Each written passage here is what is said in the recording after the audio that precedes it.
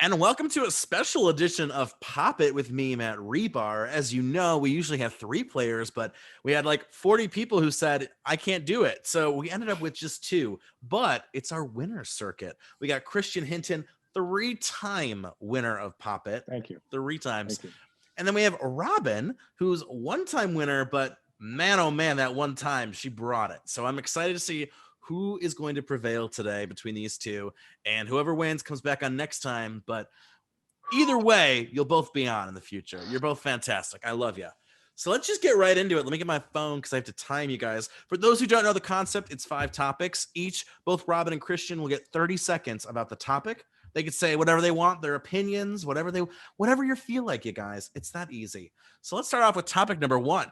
Tom Cruise goes off on set. He was yelling at people about proper protocols, and there's a whole 2-minute audio. Is a lot of expletives, a lot of swears. Some people thought it was justified. Some thought it was a little too much. What do we think? Robin, we'll start with you.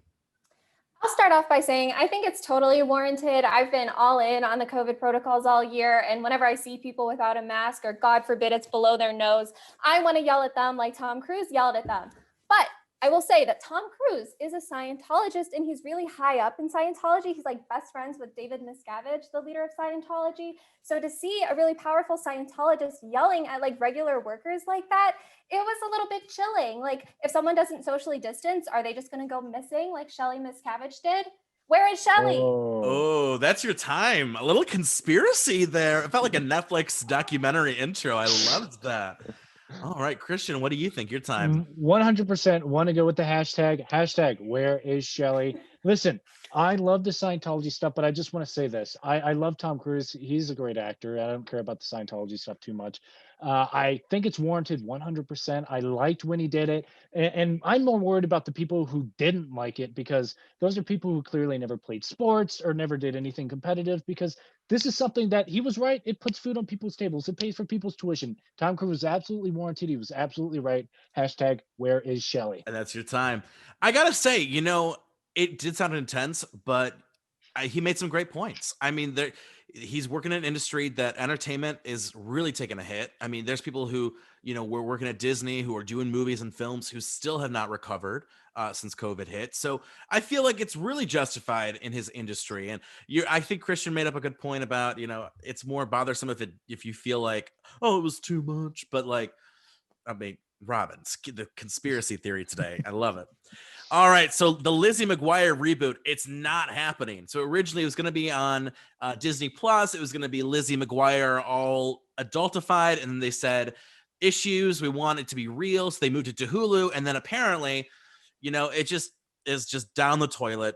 Boom, boom, boom, boom, boom. Christian, what do we think happened, or do we care? You're 30. Yeah, I think there's so many other shows that could be redone or rebooted that would be so much cooler. Like Lizzie McGuire was before my time. I didn't really care. I'm looking for a serious That's So Raven show. Imagine that, where she solves murders, solves crimes, but it could also be funny, but it could also be a little serious. Like if you guys watch Psych, that's exactly how it could be. They need to redo shows like that, or Hannah Montana. Let's see a cool, hip Miley Cyrus, and let's see it on an HBO, on something else where it's serious. I would love that. I would absolutely love it. That's your time. I gotta say, they did a reboot of That's So Raven, but like I think it was just kind of like, it just wasn't the same. But an idea of an HBO That's So Raven, that's really funny.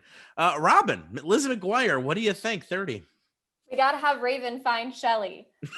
But Hashtag find Shelley. I'm a little bummed. I guess I loved Lizzie McGuire when I was a kid. I had all the merchandise and everything. I think it's really interesting that Hilary Duff and the writers didn't see eye to eye on certain stuff. I'm really nosy, so I would love to know what some of those disagreements were. But I saw that on Instagram, Jack Thomas, who played Lizzie's little brother, Matt, posted that as a grown-up, Matt spoke fluent Japanese and was a total Elon Musk fanboy. And I think that is hilarious. And so I would just love to know what all the other characters are up to. That's your time. I got to agree with you. I think that there was, Hilary Duff saw Lizzie McGuire adult as like a PG-13 reboot. And it seems like Disney, the writers, the producers, they wanted it to be a PG, cute little kind of Disney-esque reboot. And it seems like that just, those two were going to crash into each other no matter what. I agree, though. I think if the reboot, it should have been PG-13. It should have been a little bit more adult. After all, kids, kids right now don't care about Lizzie McGuire. It'd be for people our age, right? So make it PG-13. Go for it. So that's all I gotta say. Meanwhile, Shrek is being inducted into the National Film Registry at the Library of Congress. Those films that do get into the National Film Registry, they are historical, cultural, or aesthetically significant. And does Shrek qualify? Robin, you're 30. Go for it. Somebody once told me Oh, that Shrek definitely belongs here, and here's why. So while it might seem a little funny to have Shrek alongside movies like The Hurt Locker, Blues Brothers, and A Clockwork Orange, the registry, like you said, reflects stuff that's historical, culturally, creatively significant. And I think Shrek fits that bill. It made $484 million in 2001 when it came out. It had 3 sequels and a Broadway adaptation. So I could argue that it has more cultural significance than, objectively better movies like The Hurt Locker. That's your time. Wow.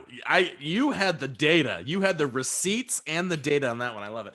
Christian, Shrek is a National Film Registry. You're 30.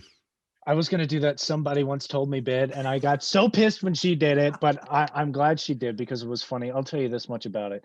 I love Shrek. I think it absolutely deserves to be in the National Film Registry. You see other films this year like The Dark Knight, my favorite film. This is true. I saw that 14 times in the theater. I love movies, and I love that Shrek is in there. It's a great children's film. It's one of my favorite films just of all time in general. And yes, somebody once told me that it deserves to be in the National Film Registry. I love that. It's so funny. Beautiful.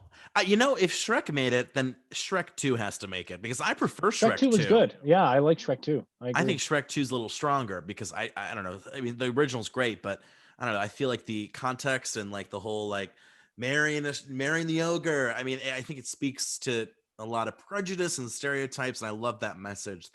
And of course, the fairy godmother and Holding Out for a Hero by Bonnie Tyler. I mean, chef's kiss of musical numbers right there. Gwen Stefani is back. Her new comeback single, Let Me Reintroduce Myself. Do we feel like we've been reintroduced and we love it, or should maybe Gwen Stefani have stayed unreintroduced? Christian, you're 30. Yeah, I'm glad I've never met her. I've never wanted to introduce myself to her in the first place, or Blake Shelton for that matter. I was done with her, and she was canceled in my mind when she started dating Blake Shelton. I just never a fan of that whole thing. I feel like it was a TV dating thing because of the voice. And guys, I'm just gonna bet you this: they're probably gonna break up soon. I don't know. I mean, all celebrities break up, and it's so annoying. She seems, I don't know. She's a little. I'm glad I never met her. I'm done with her. I was done with her since the whole Blake Shelton voice thing. It's All right. no wonder why they bring on guest artists on there all the time. That's all I'm saying. All right. That's your time. Robin, what do you think? Song is fine. I also have never met Gwen Stefani, but I did go see No Doubt in concert, a reunion show, maybe like circa 2013. And halfway through the set, she got down and started doing push-ups. And it was just like the most impressive thing ever. But, she's had such a long career stretching back to her No Doubt days. And I liked that some of the lyrics in this new song reference some of her older music. And can you believe Hollaback Girl came out in 2004 and The Sweet Escape, woohoo, came out in 2006? And she's had some other songs since, but those were really her last big hits. So I think it makes sense that she reintroduced herself. That's your time. The song's growing on me a little bit. At first I was like, meh, but it's kind of growing on me. And yeah, I do like that she kind of references herself in it. Although I don't know, there's something about it that I don't think screams like true Gwen Stefani for me, like Hollaback Girl and Wind It Up, Sweet Escape, all that. So, and our last topic, Disney announced original animated series for Tiana, Moana, and Zootopia. Thoughts on all of that, Robin? I'm excited for the series ideas about Tiana and Moana, and I hope that they can dig more into some themes about the cultural contexts of systemic racism and colonialism. I haven't seen Zootopia, but I Googled and I saw that it's part of it, and this series especially will be about a bunny named Judy Hopps, who is an aspiring police officer.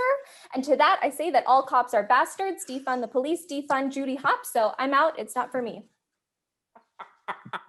Wow.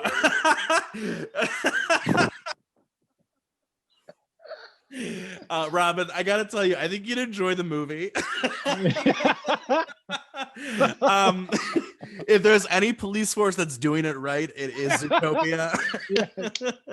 They do Yes. seem to be very emotionally dedicated to their city, and I guess we could say animals aren't racist. They're definitely not racist in Zootopia. So, All right, I'm gonna have to dig into some of those crime stats. I'll get back to you on that. I think you should watch it, and I would love your take on, as a police force, what they're doing right and wrong, because it's been a minute since I've watched it too. That's okay. That has to be like 10 points right there. That's fantastic. Christian. All right. What do Well, we it may think? be a cab. It's definitely not a bab. Not all bunnies are bad, and she is definitely not a bad bunny. I will tell you that much. And speaking of these movies in general, and you said it, you hit the nail right on the head. Racial inclusivity, all this other stuff. It's great, and I love seeing it in movies, especially Disney movies, because Disney movies reach such a young audience, and they can also attract a really old audience too. And it's great. Disney movies work for everybody. I will finish off by saying this because I don't think I can beat what she said. Abab, it's That's not your Abab. time. It's not Abab. I will say That's your time. all bunnies are bad. I think there's a good point to be raised, with Disney having a history of being very racially insensitive and racist. For them to tackle subjects like racism and prejudice, I think is their duty, right? To kind of undo some of the history that they've done as a company creatively.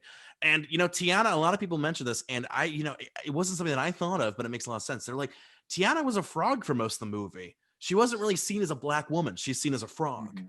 And I think for having a nice series to really dive into her as a black woman, I think is really important. And Zootopia, we'll see. Robin, we'll come back to you on that. Officer Judy Hopps, if she lives up to what it should be as a cop.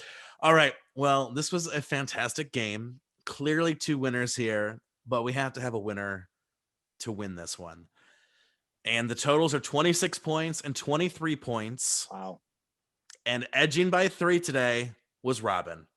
You got to give it up to Robin today. Robin brought the facts. She brought the jokes. Yes. She brought the controversial opinions today. It was fantastic. It was. I agree with that. beautiful. I agree with it. I agree with the win. It was very good. And Christian, you were fantastic up against anyone else. You would have won today, I imagine. Yeah. But whew, So funny.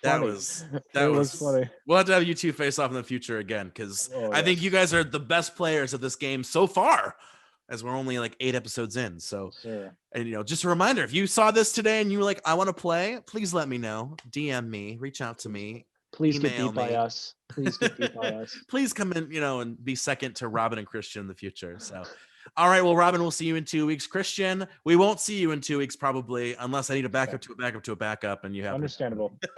Okay. Until then, have a great one. You too, Matt.